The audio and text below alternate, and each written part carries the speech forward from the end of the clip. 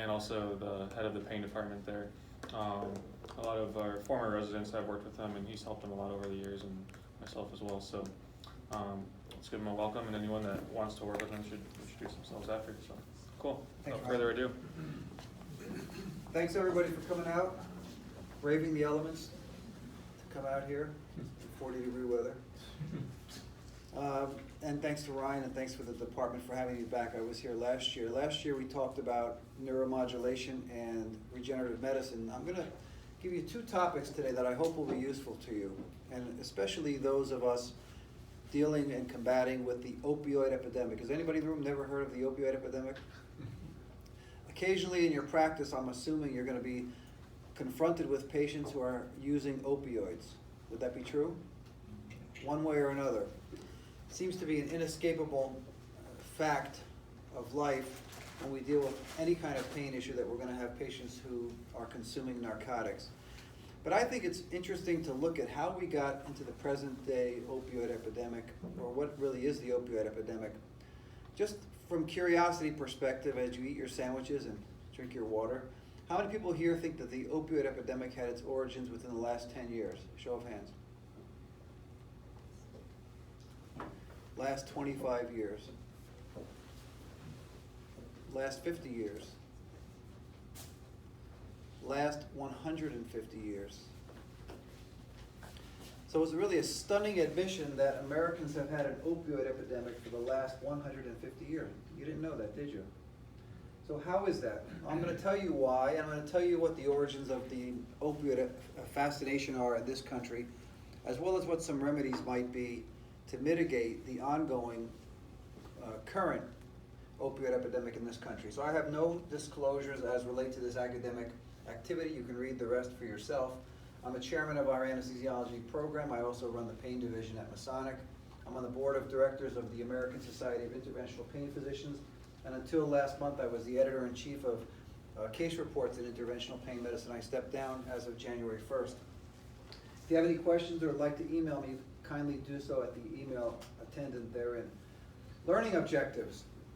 When we complete this, we're going to define the current opioid epidemic. I'm also going to introduce you to a brand new term that you've never heard of called FOFAT.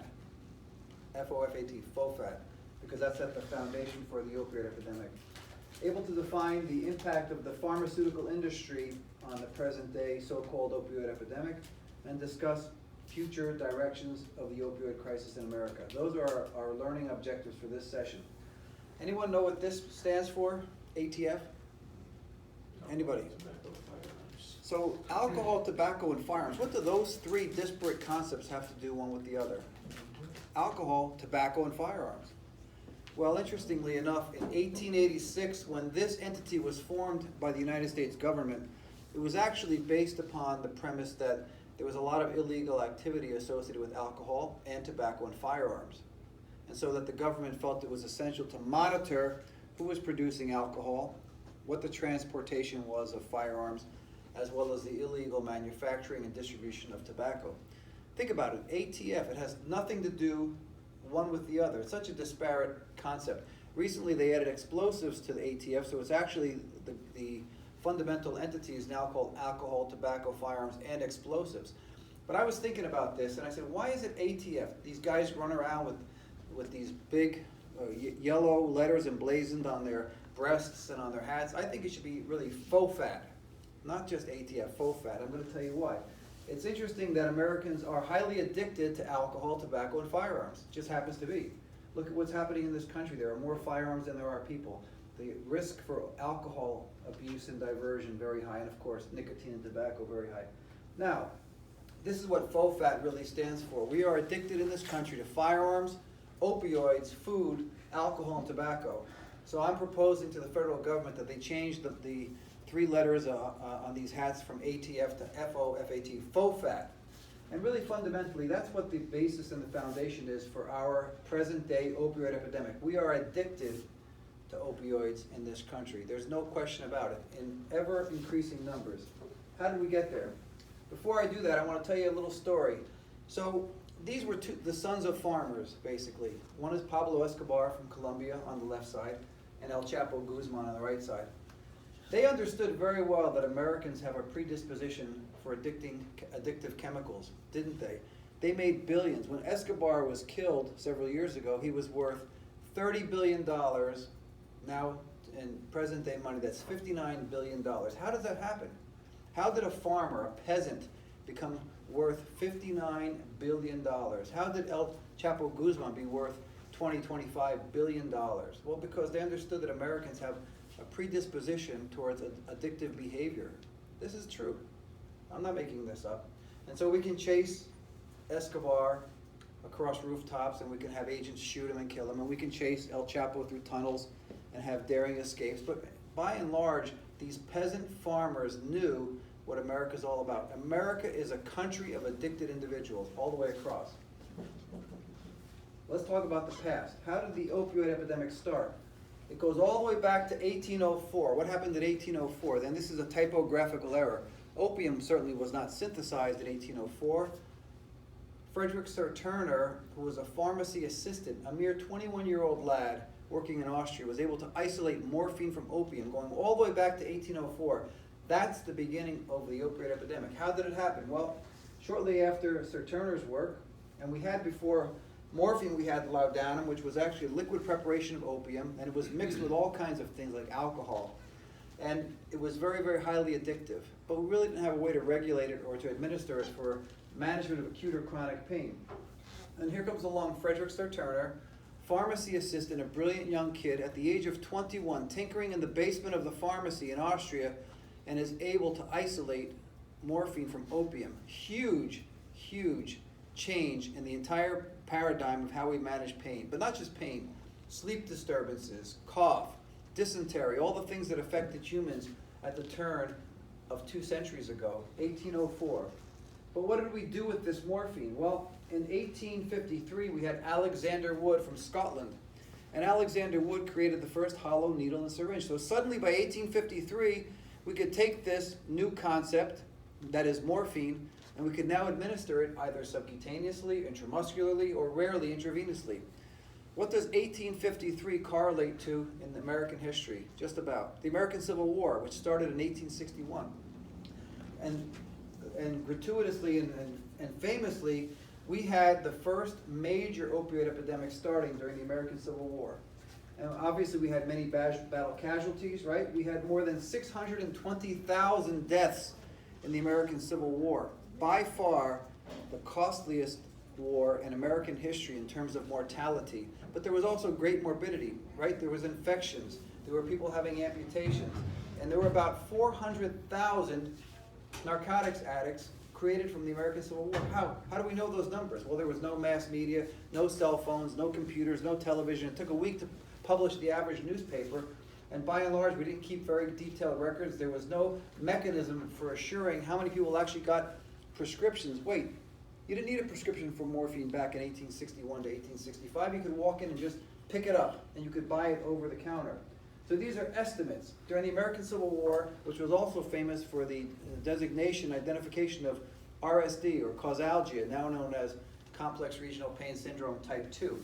We had about 400,000 addicts in this country who had fought in the American Civil War, the vast majority of whom became addicted to morphine as well as opium after the conclusion of the war.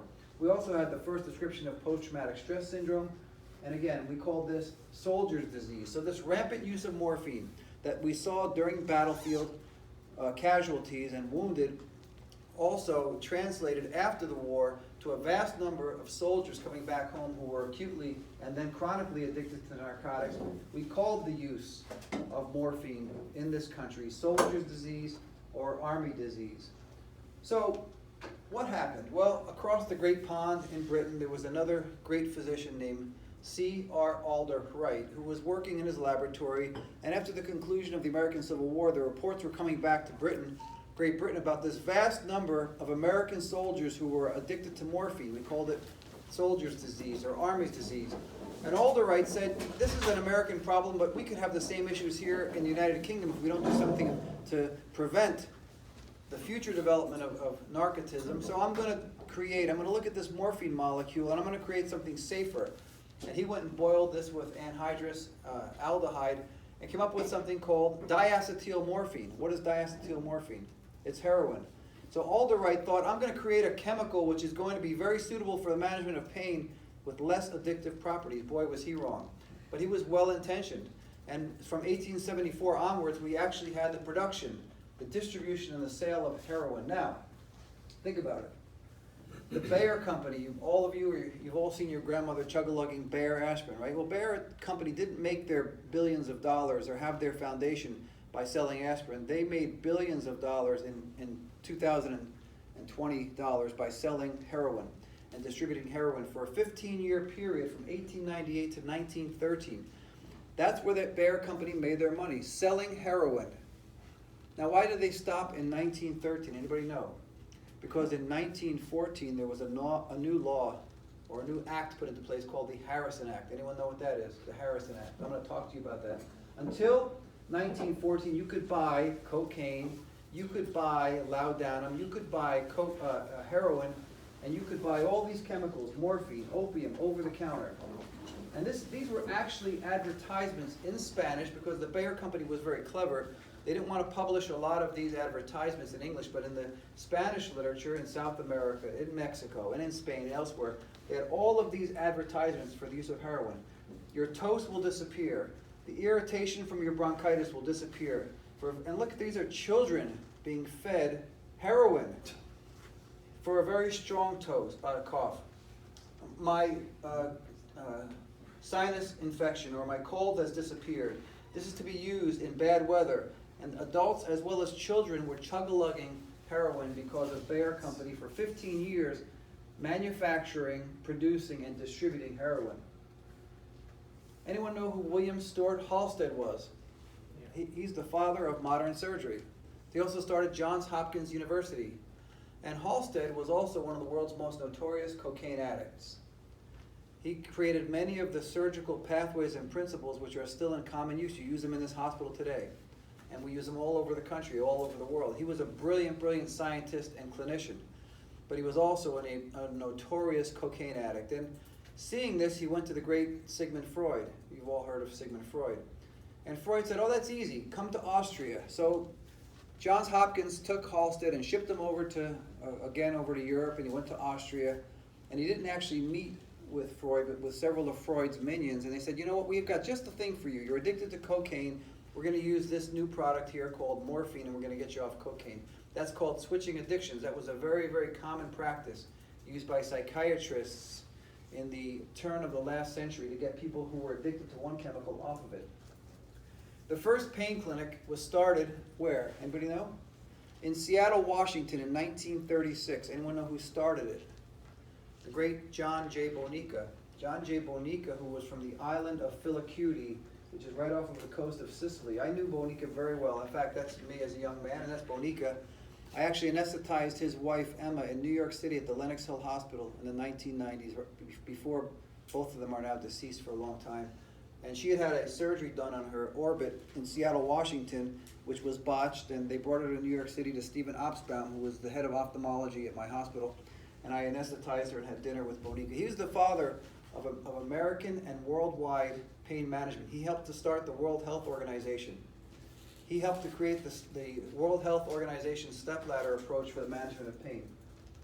So what happened in this country after the Great Civil War? Well, in 1875, the first laws in this country were created, and they were created in the city of San Francisco. Anybody know why?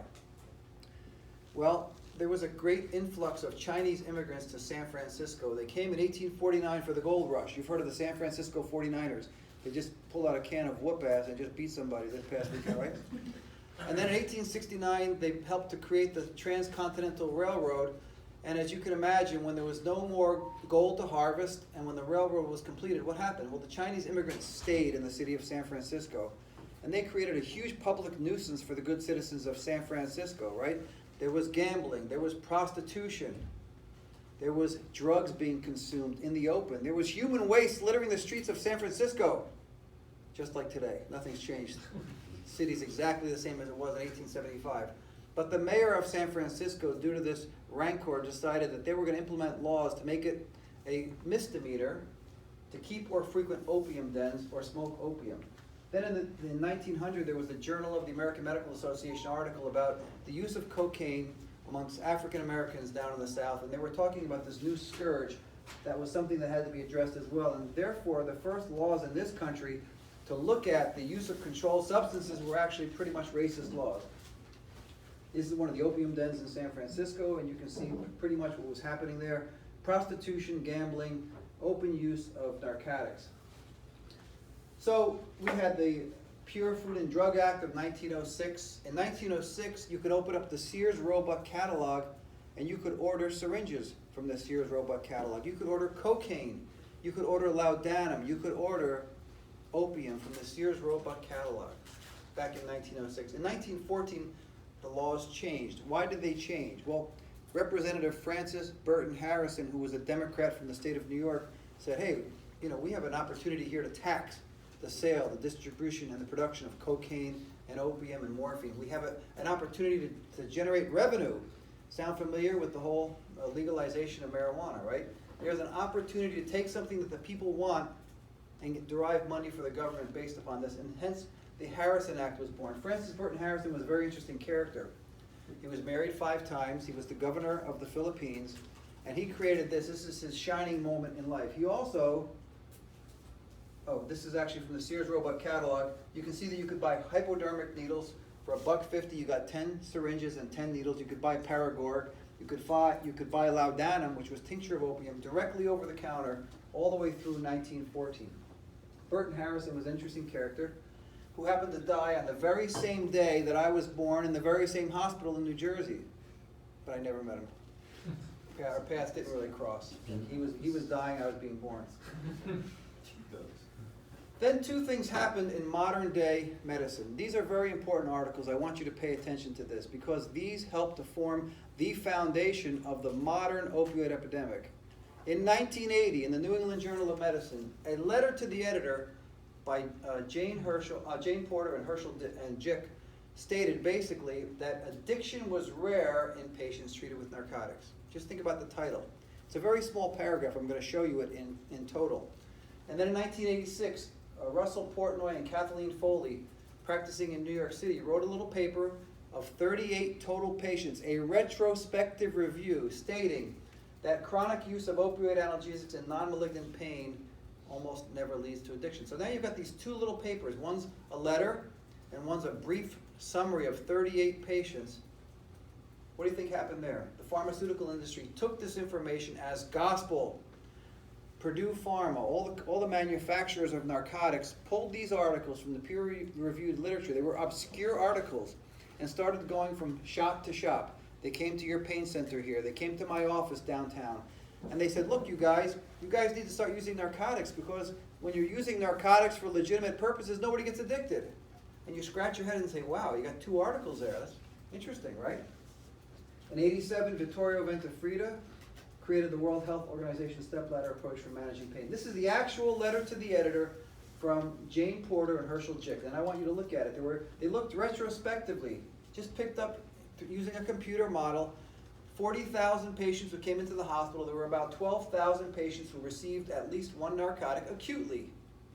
And they found only 4 legitimate cases of addiction. So their conclusion was the development of addiction is rare in medical patients who don't have a history of addiction. Well, guess what, folks? The pharmaceutical industry loved this little letter to the editor. They basically ran around the country saying that this was now gospel. This was dogma. This was something that everybody had to swallow, right? One of the real evil geniuses, if you will, with all respect, to the opioid epidemic was Russell K. Portnoy. And Russell is still practicing. He was on the take he had a lot of revenue coming in from the pharmaceutical industry, and he was going around the country talking about the beneficial or the salubrious effects of the use of narcotics in chronic, non-malignant pain. Toothache pain, backache pain, knee pain, hip pain, shoulder pain. In his 1986 paper, only 38 patients, again, it's retrospective review, he and Kathleen Foley concluded that opioid maintenance therapy can be a safe, salutary and more humane alternative to the options of surgery and no treatment in patients with intractable non-malignant pain. Well, what do you think that the pharmaceutical industry did with this information, along with the letter from Porter and Jick. Now they've got two solid pieces of peer-reviewed literature. It should come as no surprise that Dr. Portnoy had disclosed relationships with more than a dozen companies, most of which produced opioid painkillers. This would be considered to be a conflict of interest in present-day time. Back in the 80s, however, this was fairly common. In the 90s, this was fairly common, and even in the early 2000s, this was fairly common practice. He received many hundreds of thousands of dollars lecturing on behalf of the pharmaceutical industry. So what's the present-day opioid epidemic look like? In 2007, 3 of the top executives from Purdue Pharma Company were basically indicted for misdemeanor misbranding. Now what does that mean? That means that they were directing their representatives to go from office to office, your pain clinic here, my pain clinic, all across the country, again, touting the use of oxycodone and OxyContin for chronic non-malignant pain, backache pain. I'm not talking about cancer pain. I'm talking about end-of-life pain. I'm talking about garden variety neck pain, shoulder pain, and not even post-operative pain. The usual malady that each of you in this room have taken care of each and every day. And the federal government levied a fine of $634 million upon Purdue Pharma, which represented about 1/4 of their total revenue of $2.8 billion for that year. Now, did that stop Purdue Pharma? Well, the 3 executives were actually never jailed. And what happened? Who owns Purdue Pharma? Anybody know? The Sackler family. The Sackler family, who basically were very prominent as socialites in New York City. Right? They dedicated a wing to the Guggenheim Museum. They were on the fashion plates. They were on the covers of magazines. And now they're being run out of New York City because of the opioid epidemic and their complicity in that. Now they can't even get a hamburger on Fifth Avenue at McDonald's. But back in the day, these people were running in high circles. In 2014, the Forbes magazine labeled them as one of the richest families in the country, valued at about $15 billion. But I'm going to show you what's changed. So in March of 2016, the Center for Disease Control came out with guidelines. And the guidelines were not really geared towards people like us in this room or pain management physicians. They were stated that people who work in primary care, family practitioners, internal medicine doctors, should only use opioids for a very limited amount of time and only for patients who have a discrete need for doing so. But for end-of-life cancer treatment, palliative care, and so forth, it was still acceptable to use narcotics. Now, this was a big swing and a big turn of events, and the malpractice lawyers started looking at these guidelines and saying, wow, any use of narcotics by anybody is prohibited. No, that's not what the guidelines said. The CDC guidelines were geared towards individuals who do not have specific training in the management of pain. This is the Purdue Pharma headquarters in Bristol, Connecticut. The Joint Commission published, you know what the Joint Commission is, right? They accredit hospitals. Well, back in the 80s and early 90s, the Joint Commission produced a primer. What a primer is, a guideline or something, that a manual that individuals should be following in terms of how they manage care and care for patients.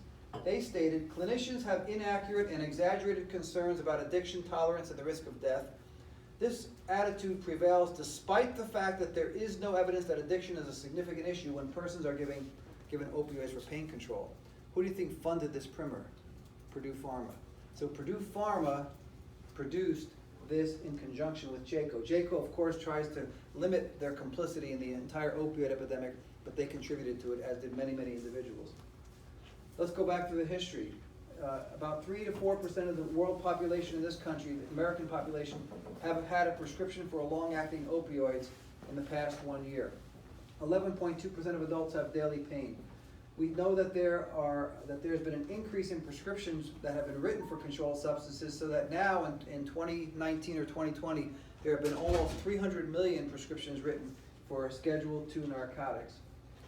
If you look at the last graphic here, I'm going to talk about the first and the last. We have anywhere from 88 to 130 patients dying per day in this country due to drug overdose. It's a very large number, 70,000 in total per year.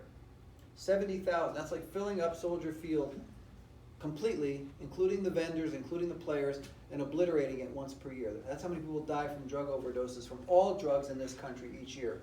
But look at this graphic down here. We have 325 million Americans. The world population is 7.2 billion. That means that we comprise 4.4% of the world's population, but we consume 70 to 75% of all the prescription drugs, all the narcotics in the entire world. That's called a disconnect. That's called a mismatch. Why? Why are Americans consuming at an exponential rate compared to the other populations of the other countries? Why? So here's this is actually from the peer-reviewed literature.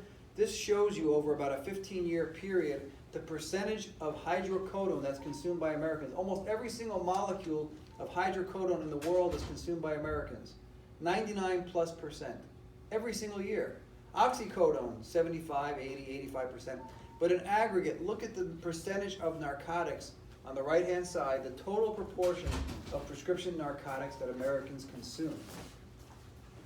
So what's really going on? Are Americans somehow predisposed to having more pain receptors than other groups of individuals, other countries, other types of people? No. Is this the fault of physicians? Partly. Is it the fault of the pharmaceutical industry? Partly. This is what Americanism is all about. This dates way, way back 150 years that Americans have an entitlement. They don't want to feel any discomfort. They have expectations for immediate gratification, and they absolutely will not wait for pain relief. They don't use alternative therapies. It's like asking individuals to lose weight or quit smoking. These are another addictive behaviors that we have a great deal of difficulty with.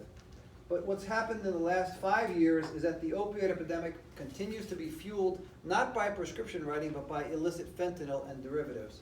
You all know what fentanyl is. It's a narcotic 80 to 100 times more potent than morphine. So here's just one of several graphics. Customs and Border Patrol posed next to 650 pounds of seized fentanyl and methamphetamines exactly 1 year ago, January 2019. In February 2019, James McDonald, who's the Assistant Secretary for Countering Weapons of Mass Destruction, labeled fentanyl as a weapon of mass destruction. Now, how many people think that fentanyl is a weapon of mass destruction? Anybody? No? You don't believe it is?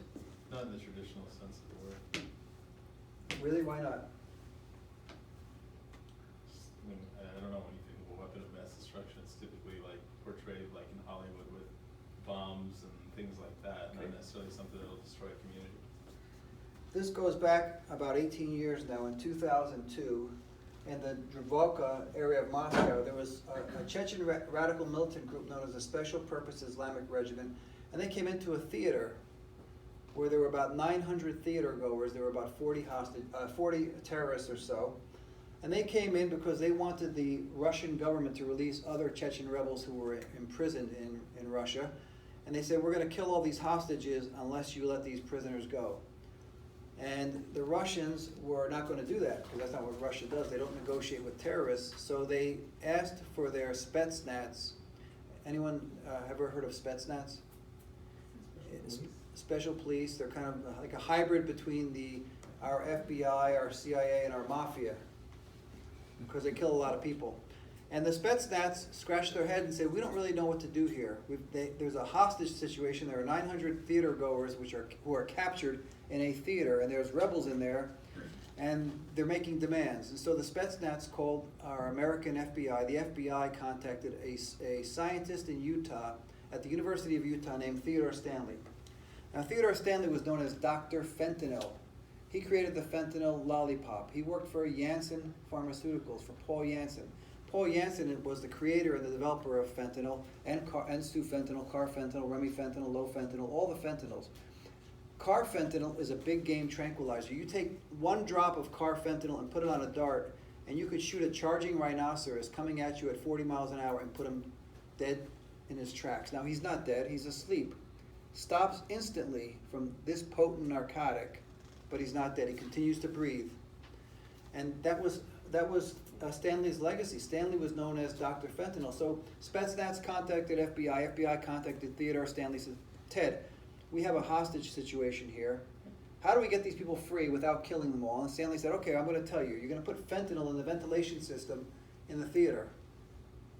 That ought to work. Well, nobody knew that all the terrorists had gas masks on. So they put this, and of course the Russians, being a little bit stubborn, decided to put 10 or 15 times the amount of fentanyl in the ventilation system that Stanley had recommended. And what happened? Well, about 130 of the theater goers were killed, right? the fentanyl started to circulate throughout the air. They started to breathe it. They had a very pleasant dreams. Their respiratory rate went from 12 per minute down to 8 per minute, down to 6, 4, 2, 0, and they died. So they ended up killing 130 of the theater goers, and then the Spetsnaz just decided to storm the theater anyway and shoot up the place, and they ended up killing all the terrorists.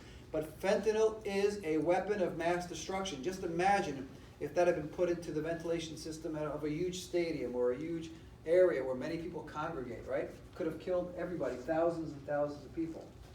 So we're talking about the opioid epidemic, but one thing I want you to understand, in this country, in addition to the escalation, the exponential rise of the consumption of narcotics in this country, we also have much greater problem with stimulants, with amphetamine and cocaine. So while there's been a 306% increase over a 15 or 18 year period in the consumption of narcotics in this country, there's almost a 900% increase in prescription writing for drugs like modafinil and hyperalertness medications. These are important slides. I want you to please pay attention because this is the crux of the opioid epidemic. In this country, every year there are about 70,000 people who die from drug overdoses. That's all drugs, prescription, non-prescription, on the street, illegal, legal. 70,000 people. You fill up a big stadium, including the players and the vendors, you kill it or destroy it. That's how many people die in this country every year from drug overdoses. If you look, what's really on the rise, the exponential rise of deaths is not from doctors. It's not even from the pharmaceutical industry, it's from other synthetic narcotics. So that kills about almost 30,000 people a year. Yes, prescription opioids kill people, but prescription opioids are actually on the decline as being the source of deaths related to drug overdoses. It's other synthetic narcotics which are now at the forefront of killing individuals. Look, about any opioids, there's about 48,000 people who, of that 70,000, about 48,000 people die due to narcotics. Okay, males and females are represented there. And you can see this is the latest statistics from the Center for Disease Control, about 48,000 deaths due to narcotics. However, the deaths from prescription narcotics alone are actually on a slight decline since 2012. Well, that's a reaction or a reflection of the fact that physicians get it. Physicians understand that we have to write less narcotics for our patients. So why do we still have an escalation in deaths? Because patients are now consuming prescription drugs with other synthetic narcotics. Anyone ever heard of Prince? Or how about Tom Petty? You've heard of Tom Petty? Tom Petty and Prince both died from prescription narcotics, but they were buying fentanyl on the black market to supplement their prescription narcotics. Okay, this is a well-known fact. How about deaths from heroin?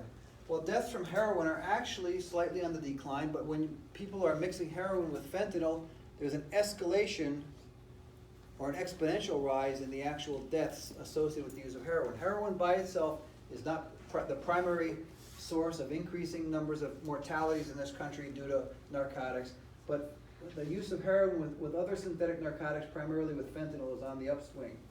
Cocaine deaths are actually relatively flat, but when you see cocaine and other synthetic narcotics, that's exponentially increasing. Patients like John Belushi. John Belushi died from taking a combination of cocaine and heroin. He wanted to be up, he wanted to be down. And obviously he's not a scientist or a pharmacologist, he didn't know what he was doing, he died. And that's what people are doing all over this country. They're mixing and matching chemicals, they don't know what they're doing.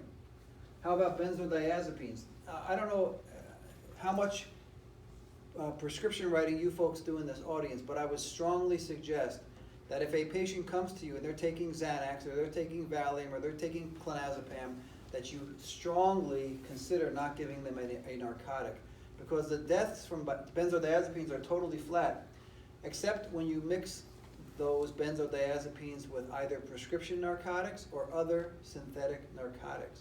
Benzos alone will not kill most people, but benzos with narcotics, there's a synergy between the respiratory depressant effects of benzodiazepines and opioids that's killing patients at an alarming rate.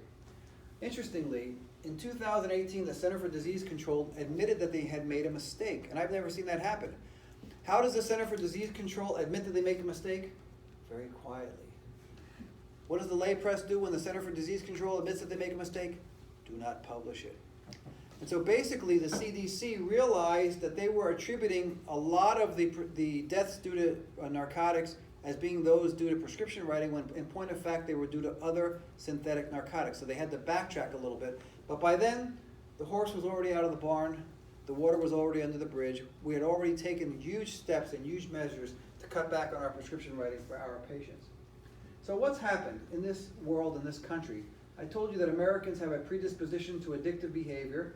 We went from the indiscriminate writing to now the avoidance of the use of opioids.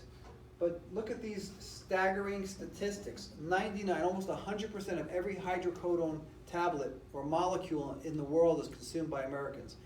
Almost 80 to 85%, sometimes even higher depending on the year, of the oxycodone in the world is consumed by Americans. So in aggregate, American citizens consume 70 to 75% of all the narcotics in the entire world that are prescribed. Does the lay press hold any culpability to this? Do they contribute to this? Absolutely. Right? They promulgate that there's a right way and a wrong way to treat pain. God help you if your doctor doesn't know how to prescribe appropriately. We talk about pain in militaristic terms. We talk about conquering pain, beating pain. When Bush was president, we talked about declaring a war on pain. Right? We're going to fight pain. Well, if you know anything about the way America conducts war on social issues, we always lose. Right? The war on obesity, illiteracy, homelessness. We never win those wars. And then President Obama came in. He wanted to soften it. No, don't declare war. Let's understand pain. Let's be friends with pain. And of course, that tactic didn't work either. And now we've become the United States of America's marijuana. There's a great discrepancy and disparity and a lot of controversy as to whether or not marijuana is a gateway drug, meaning leads to the consumption of other chemicals. And I'll leave that to the experts in that domain.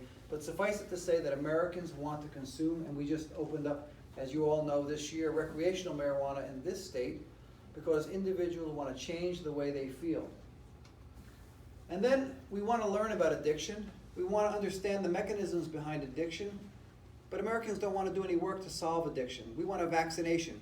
We want to be injected once a month so we can continue the rampant use of our narcotics. We just don't want the side effects from discontinuation. Give me a vaccine so I can continue to use irresponsibly and unmitigated my narcotics each and every day. I just don't want to feel that withdrawal phenomenon. So give me that vaccine for my addiction.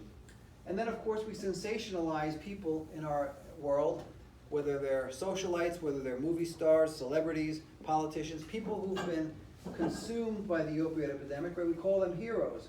They're tragic, but we sensationalize the deaths. The king of pain, Michael Jackson, he was the king. He was a sensationalized hero.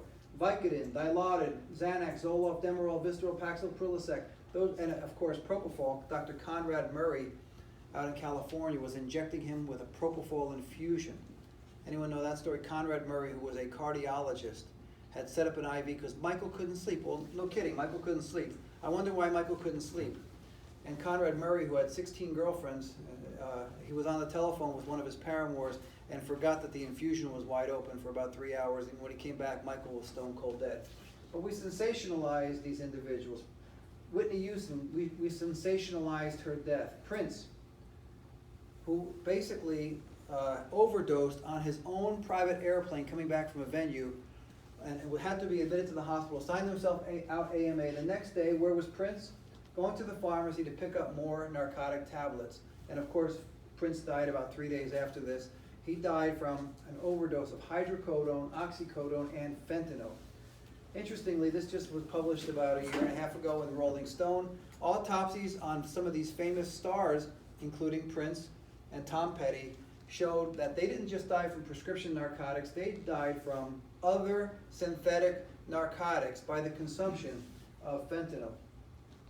Are there physician casualties with the opioid epidemic? People like us in this room, are we casualties of this? Yes. We've been inundated to believe that patients have a right to have no pain, and therefore we overprescribe in some cases. Here's Martin Tesher, 83 years old, going to jail for 20 years. He prescribed 2.2 million oxycodone tablets over a 10-year period in New York, including killing a 26-year-old Staten Island man, and so he'll obviously spend the rest of his life behind bars. Now, he's a pill pusher, he's not a good person, but I'm sure he didn't intend that when he started out his practice. He just became lazy, he became weak, and he became interested in being paid for prescribing narcotics, and now he's going to jail for the rest of his life. One of the most tragic cases I'm going to show you comes up right now. Please pay attention. So, down by South Bend, there was a great pain physician, my age, Todd Graham. Todd Graham is a casualty of the opioid epidemic. How so? He did all the right things. He had a new patient come to him, referred for orthopedic musculoskeletal pain. And the patient had a 10-year or 15-year history of taking oxycodone and other substances. And Dr. Graham did his due diligence. He did a clinical examination. He created a treatment plan, and he checked the prescription monitoring program for this individual and said, you know what? That's okay. I see, that you're taking narcotics. I don't prescribe narcotics to patients for these types of conditions. And the patient's husband said, what are you talking about? He says, I just met you. This is my first visit. You have to go back to your primary care physician. The patient's husband got irate. He said, you've got to give her narcotics. She's going to have a withdrawal, Dr. Graham. And Graham said, listen, I'm sorry. This is my policy. So at lunchtime, when Dr. Graham went out towards his vehicle, the husband was waiting out in the parking lot, pulled out a handgun and shot Dr. Graham twice in the head and killed Dr. Graham. Now, all the newspaper articles said this is not a casualty of the opioid epidemic. You're darn tootin' this is a casualty. This is what happens when individuals mix addiction with pain and present to pain clinics. This is not an isolated incident. So what's going on now? Well, it's 2020. The hammer has to fall. Somebody's got to pay. In America, somebody's got to pay. And big money's got to be paid because we have to blame somebody for our own behavior. Americans don't ever point the finger at themselves and say, wow, I was stupid, I got addicted. The pharmaceutical industry made me addicted, the doctors made me addicted, the lay press led me to addiction. They never take responsibility. And so somebody's got to pay big. So what happened? It's a domino effect. Everything's falling down. The first to fall was in May of 2019, the first successful prosecution of top pharmaceutical executives for crimes related to the prescription of opioids. First time in May 2019. Who was it? John Kapoor, a 76-year-old Indian immigrant. He was really the poster child for the American dream. He comes over from India. He actually lived in Lake Forest, Illinois. He raised his 4 kids right here in Illinois. And he started a little company called Insys. Insys, anyone ever hear of them? They made sublingual fentanyl. However, Kapoor got greedy and sent all his minions out to the mom and pop places and said, you got to start telling the docs, the PM&R docs, the anesthesiology pain docs, the psychiatrists, that they should be using my sublingual fentanyl product for chronic benign pain. Sound familiar? We've heard about this through Purdue Pharma, right? And of course, they went out and they were paying large sums of money to get otherwise reputable physicians to lecture on behalf of this use. Again, using the same type of jargon that Purdue Pharma had utilized decades earlier. Patients with chronic, legitimate pain are not going to become addicted by the use of this sublingual fentanyl product. And now Kapoor went up in smoke. He was worth about $895 million a few years ago, and he's going to jail. The prosecutor's recommending a 15-year jail sentence, and all his minions are going to jail too. So, we talked earlier about Purdue Pharma. In 2007, they paid $634 million out of $2.8 billion profit to settle a government case against them. Now they decided to pay even big money. Look here, this is from September 11, 2019. They agreed to settle some of the 2,800 lawsuits against Purdue Pharma, the company that manufactures OxyContin. Under the deal, the Sackler family would pay $3 billion in cash over 7 years. Is that a lot of money for the Sackler family? No. So let's see what the Sacklers have done. The Sacklers are very interesting people. Now, at the same time the Sacklers were voting to ante up $3 billion, there were also 2 landmark county cases from the state of Ohio that were looking to recuperate losses and pay for the damages associated with the opioid epidemic to the tune of $260 million. $260 million, that's just for 2 counties in 1 state. And the lawsuit was brought against the drug distributors McKesson, Cardinal Health, and AmerisourceBergen. They distribute 90% of all medicines to pharmacies, hospitals, and clinics in the United States. So you guys working here are getting your medication from McKesson or Cardinal Health or AmerisourceBergen, and there's a company from Israel called Teva that also gives medication.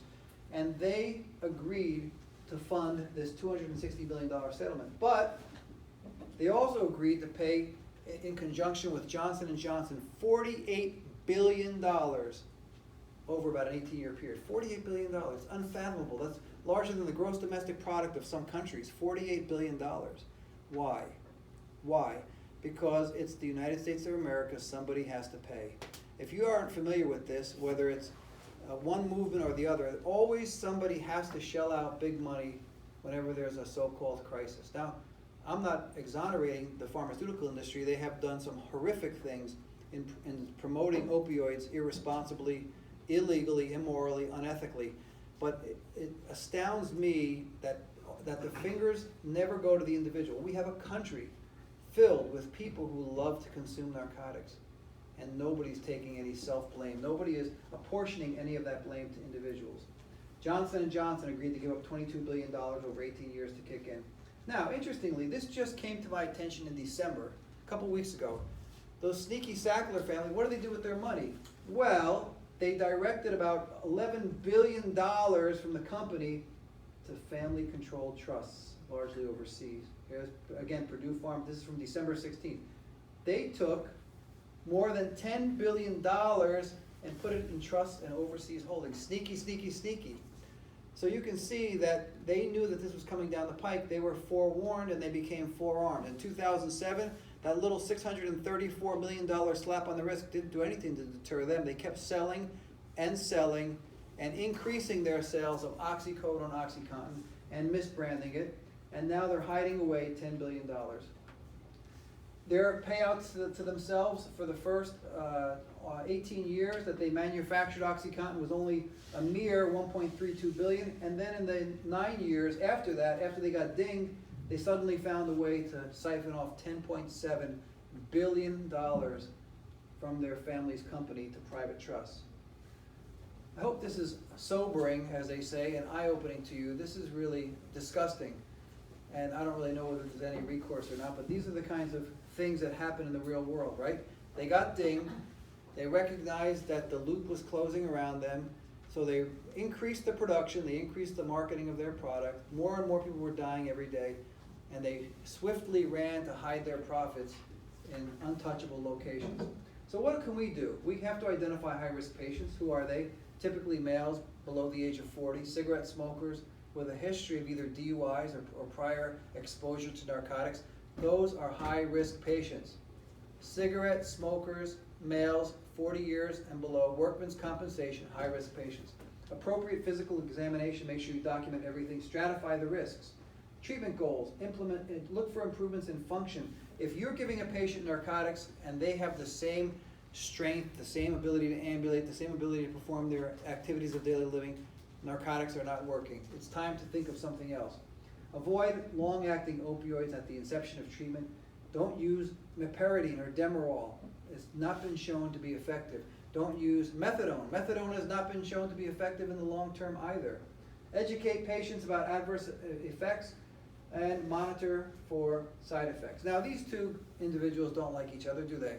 Our president and the Prime Minister of Canada, these two guys really don't get along very well.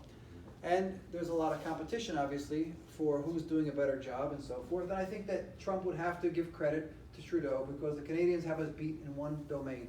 Even though we consume, by far, the vast majority of narcotics, the Canadians have catapulted ahead of us for the consumption of fentanyl, hydromorphone, methadone, and morphine.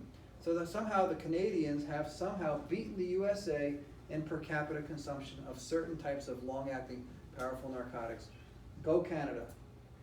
So in conclusions, through 2019, we know that drug overdose, 70,000 deaths a year, remains large and growing public health crisis in this country. Prescription opioids were formerly driving this crisis, but now we're doing a pretty reasonable job as clinicians and physicians to stem the tide and reduce patients' exposure to prescription narcotics. Now it's illicit fentanyl coming across the border from Canada and Mexico, methamphetamines, and other drugs, including heroin, that are killing patients. And from 2012 onward, we see a decline in deaths associated with prescription writing. We now need urgent measures, but I'll tell you what my solution is. My solution to the entire opioid epidemic is to change the entire culture.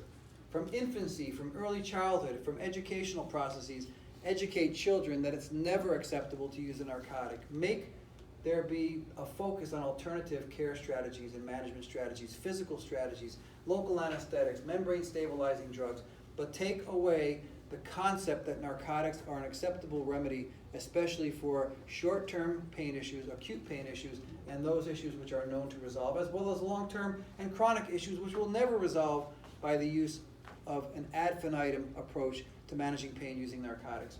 And so that's the end of my presentation. I hope that this has been educational, informative, and as well perhaps a little bit of levity added to it. And if you have any questions, I'll be happy to answer them. Thank you.